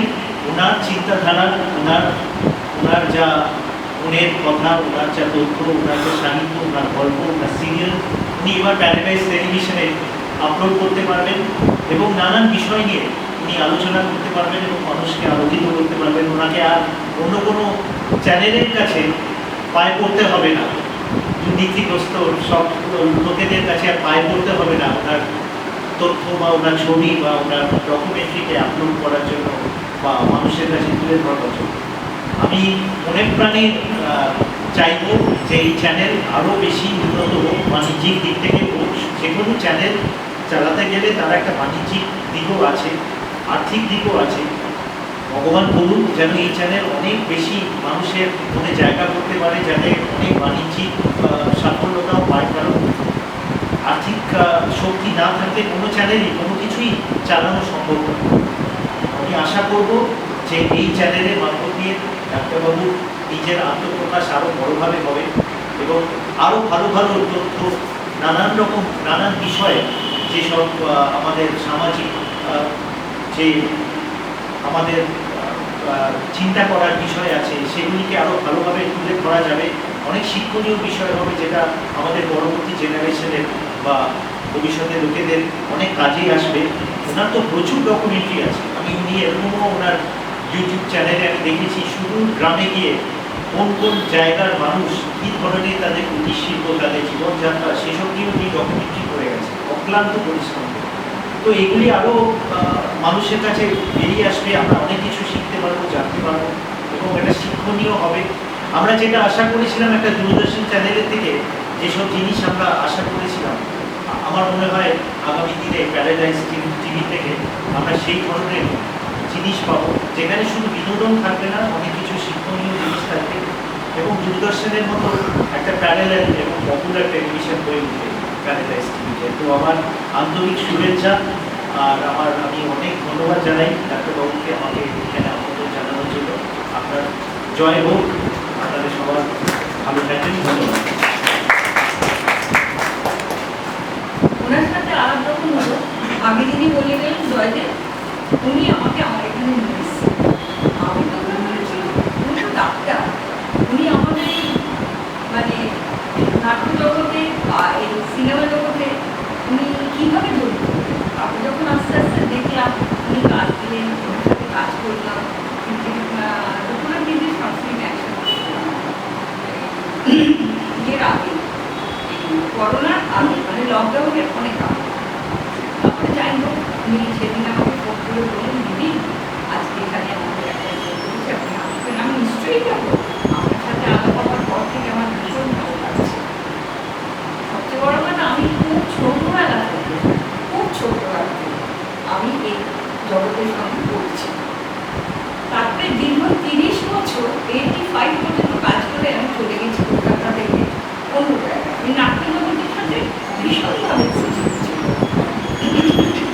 তারপরে যখন দিল্লি চলে গেলাম 30 বছর বাদে আমি এখানে ব্যাক করলাম 2013 পরে না আমি একটু করে এগোচ্ছি, এখনো আমি এগিয়ে চলেছি। আমার বয়স সময়টা অনেক পেরিয়ে গেছে, আমি জানি না কত দূর আমি যেতে পারবো। সবচেয়ে ভালো কথা কি জানেন তো, এই জিনিসটাতে কাজ করতে গেলে মানে শিল্প জগতে শিল্পটাকে ভালোবাসতে হবে। শিল্পকে ভালোবাসতে হলে তবে আপনি এগিয়ে যেতে পারেন যে কোনো জিনিস। শুধু যে পয়সার দিকটা দেখবো তা কিন্তু নয়, পয়সা পরে, আগে আমাকে সবাইকে দেখাতে হবে যে আমি কি জানি, কি শিখেছি। আর শিখে না এলে এখানে কিন্তু কেউ কাজ করতে পারবেন না, একদম। এটা আমি খুব ঘনিষ্ঠভাবে বলতে পারি। আমার যেটুকু চিন্তাধারা, আমি অনেকের সাথে কাজ করেছি। এমনকি ছোটবেলায় আমি এই দেবরাজ রায়ের বাবা ছিলেন দুর্গ বাজার করে গাঁজা পাট আছে, ওইখানে থিয়েটার সেন্টার একটা করেছিল, সে হল উঠে গেছে। তো ওখানে আমি একটা বই করেছিলাম বহু বছর আগে, 80-ও আগে।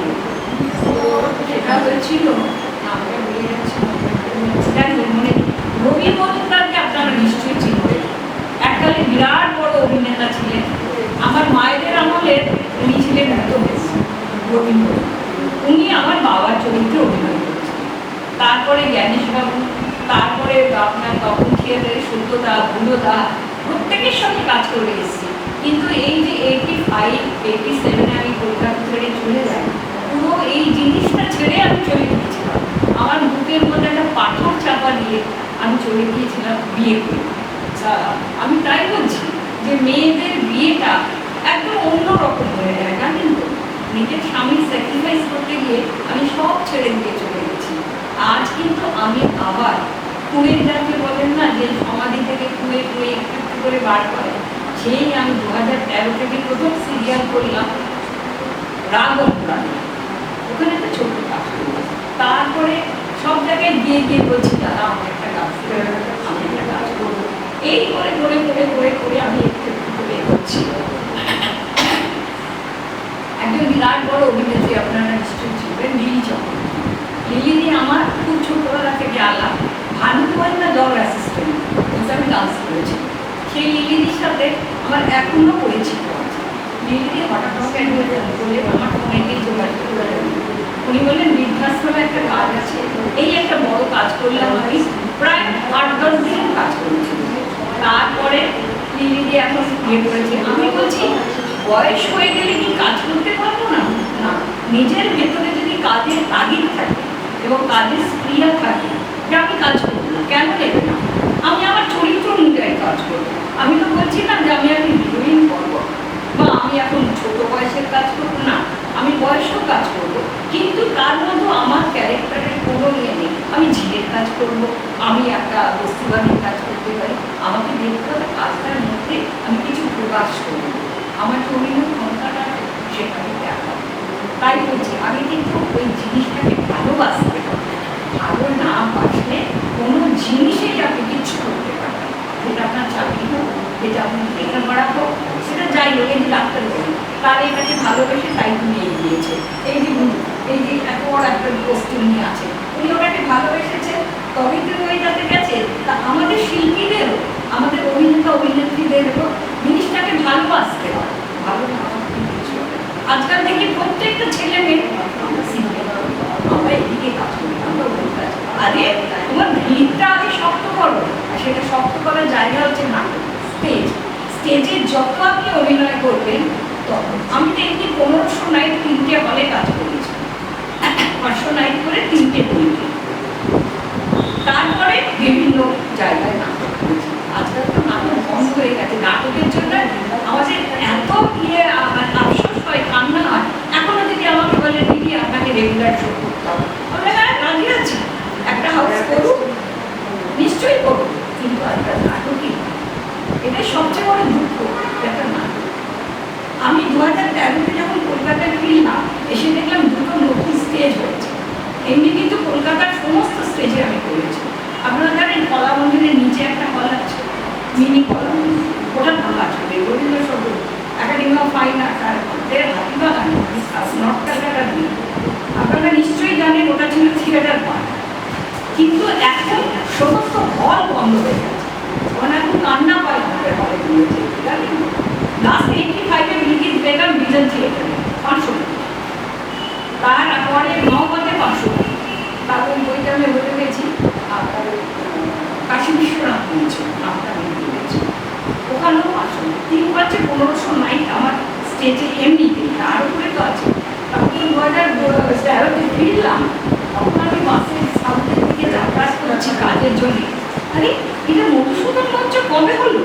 কারণ দিল্লিতে বসে এসব তারপরে কোনো গিরিশ মঞ্চ, এটা কবে হলো কিন্তু জানি না। এই দুটো হলে আমাকে শো করতেই করলাম, ঠিক করলাম। আমি এসেও কবি বলে একটা আমাদের কবি হতো সাউথের একটা গ্রুপ, নরেন ভট্টাচার্য ডিরেক্টর ছিলেন, ওই কবি সবই বারোটা করেছি, মানে ক্লাস 10। সেই বলছে যে নাটককে ভালোবাসতে হবে, আর নাটক না শিখলে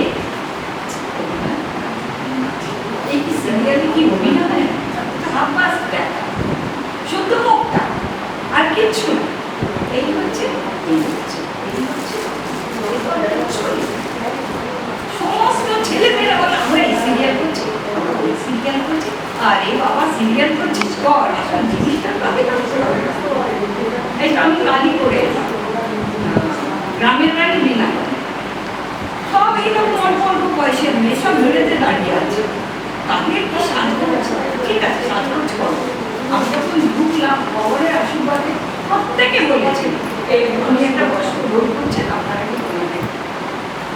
বাবা দিদি আপনি তো বলতে পারছি না, আমি কতদিন ছেড়ে চলে গেছি। যখন আমি ডায়লগ ধরলাম দিদি আপনি তো দারুণ, এটা আমি নিজের প্রশংসা করছি। তারা বলছে আমাদের ডায়লগ উনি বলে দিচ্ছে। আচ্ছা তোমরা বলো, আমি তো তোমাদেরকে মারণ করছি না, তোমরা ডায়লগ থ্রো করো, তোমরা ডায়লগ বলতে গিয়ে ক্যামেরার সামনে থামলে চলবে না, বলতেই হবে। এটাই হচ্ছে ব্যাপার, আগে আমাদের শিল্পটাকে ভালোবাসতে হবে আর কিছু। ওর ভেতরের চরিত্রকে বুঝতে হবে, কি চরিত্র আমাকে দিচ্ছে, কিভাবে দিচ্ছে, আর আমাকেও নিজে ভাবতে হবে এটা আমাকে মানাবে কিনা। আমি এটা করবো, আমাকে করতে হবে, কিন্তু তা না, আমাকে আগে মানাবে কিনা দেখতে। আমাকে যদি এখন বলে আপনি একটা টেকনিকের কাজ করবো, আমি কি করবো? আমি কখনো করবো না। আমি বললাম না আমি করবো, আমাকে একটা বুড়ির পাশ দিয়ে আমি করবো।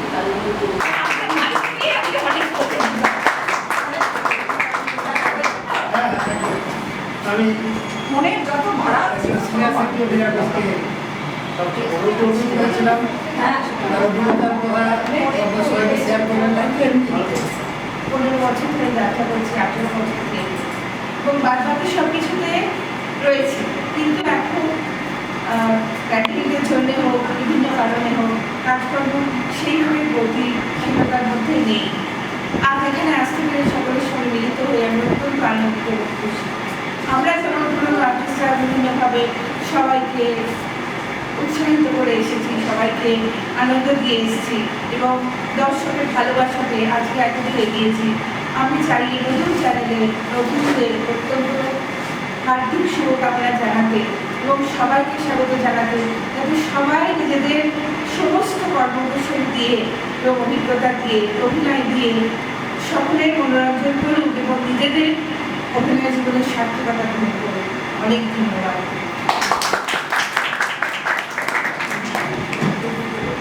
অশেষ ধন্যবাদ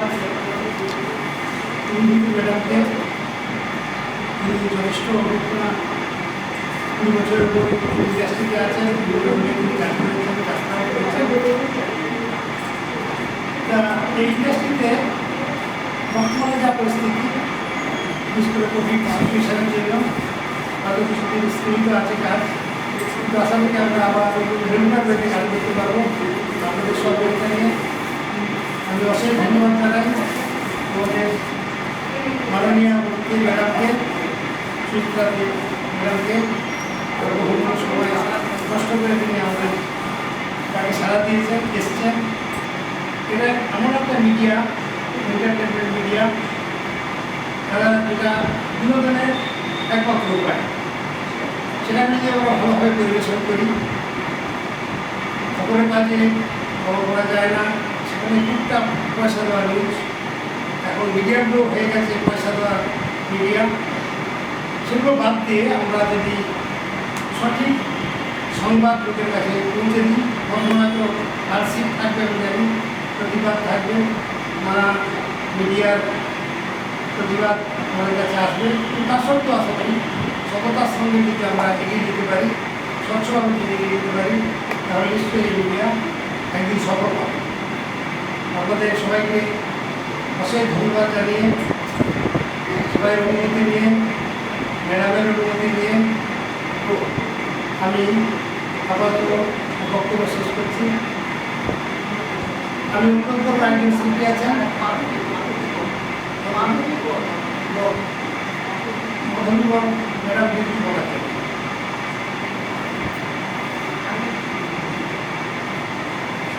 নমস্কার সবাইকে। নমস্কার সবাইকে, নমস্কার জানাই আমি আমার বক্তব্য শুরু করছি। তো সামান্য কথা একটা বলবো। তো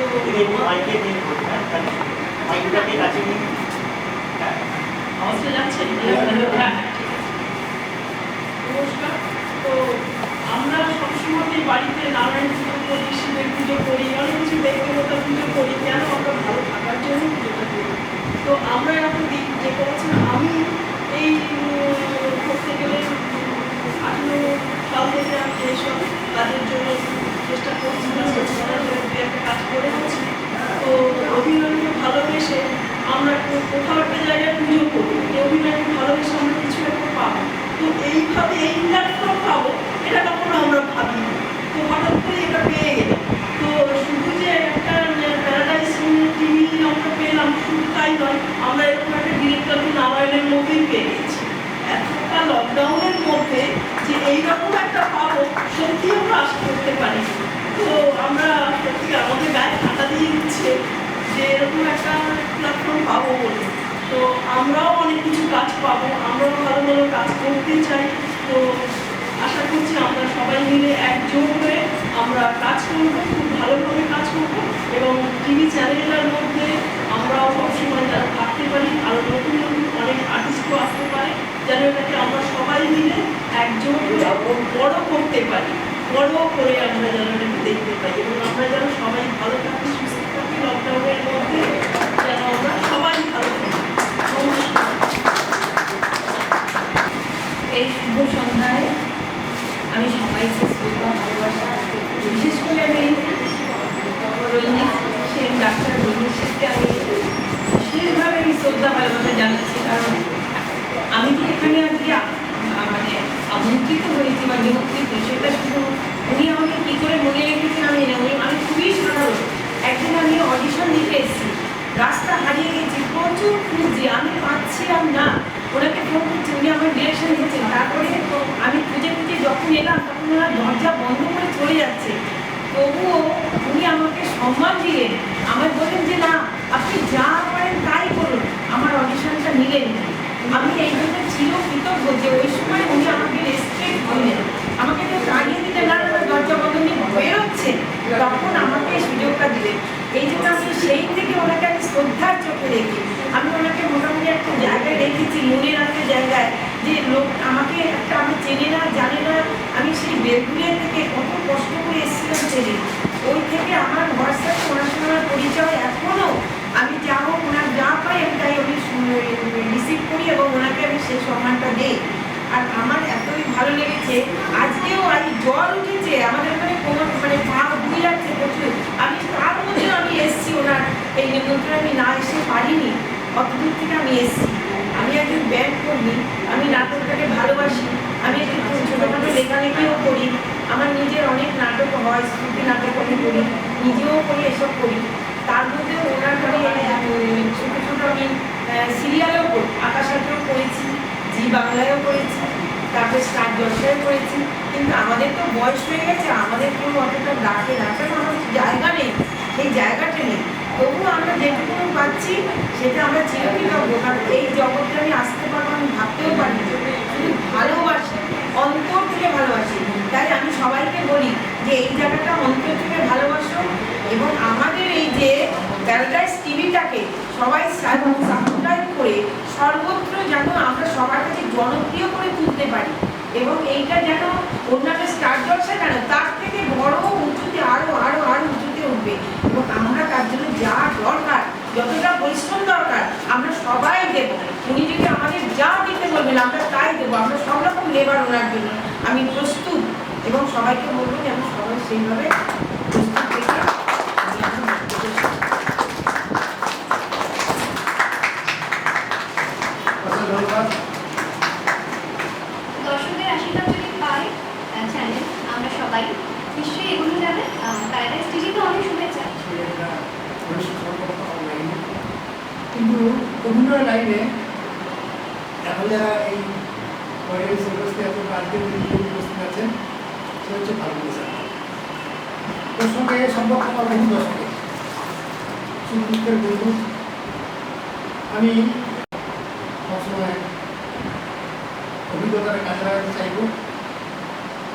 আমি এই অনুষ্ঠান শেষ করার আগে সবাইকে ধন্যবাদ জানানোর আগে আমি ফাল্গুনকে একটু ফেলিসিটেট করি।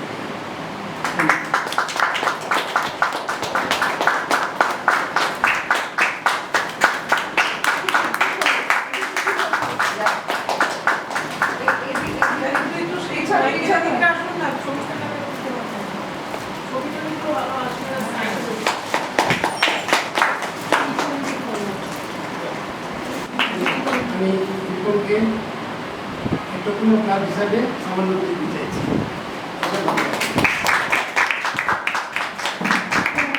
কিছু বলো ভাই, কিছু বলো।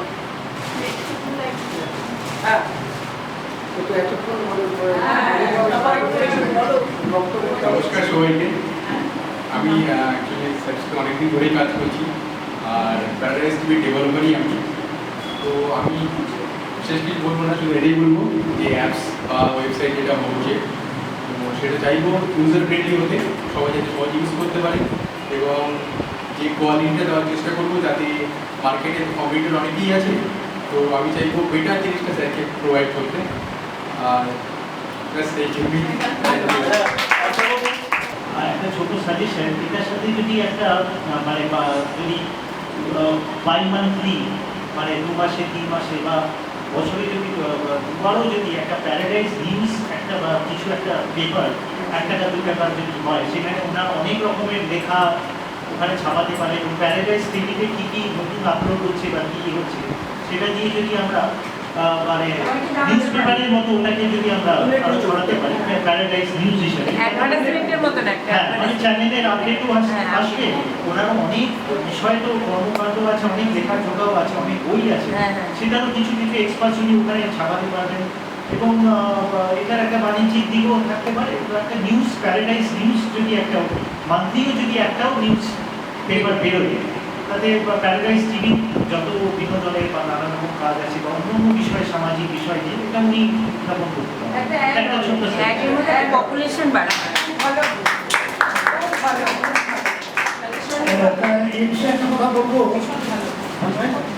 এখন আলটিমেটলি পেপার ওয়ার্কটা প্রায় কমে যাচ্ছে।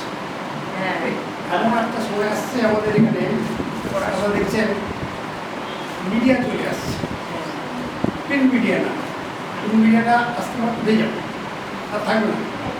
নিউজ পেপারটা থাকবে তো, কারণ হচ্ছে মানুষ এখন কনভিনিয়েন্ট মিডিয়া হিসাবে এই মিডিয়াটাকে বেশি বেছে নিচ্ছে। আমারও আপনারা জানেন না, আমারও একটা পেপারে পারমিশন আছে গভর্নমেন্ট থেকে পাবলিশ করার জন্য, কিন্তু আমি সেটাকে এখনও ইমপ্লিমেন্ট করিনি। আমার পারমিশন আছে অনেক, হ্যাঁ, পারমিশন নিয়ে সব কিছুই রেডি করা আছে, কিন্তু সেটা আমি করিনি। এই কারণে পেপারের ডিমান্ডটা আলটিমেটলি উঠে যাবে, কেউ পেপার পড়বে না, কত সময়ও নেই। আর আজগুবি গল্প পড়ার কারো সময় নেই, সত্যি বলতে গেলে। কিন্তু বানানো সব খবর ম্যাক্সিমাম কটা সত্যি খবর দেখতে পাবে। আলটিমেটলি যেহেতু পেপারটা উঠে যাবে, কন্টিনিউমেন্টের উপরে আশা করি সবাই অ্যাকসেপ্ট করবে। আবার আপনাদের সবাইকে অশেষ ধন্যবাদ জানিয়ে, আমাদের অতিথি ম্যাডামকে অশেষ ধন্যবাদ জানিয়ে আজকের মতো এই অনুষ্ঠান শুরু করছি। আজ থেকে আমাদের মিডিয়া টিভি প্যারাডাইস টিভি শুরু হলো, আপনার আশীর্বাদ শুরু হোক, সবাই আশীর্বাদ নিয়ে আমরা কথা শুরু করি।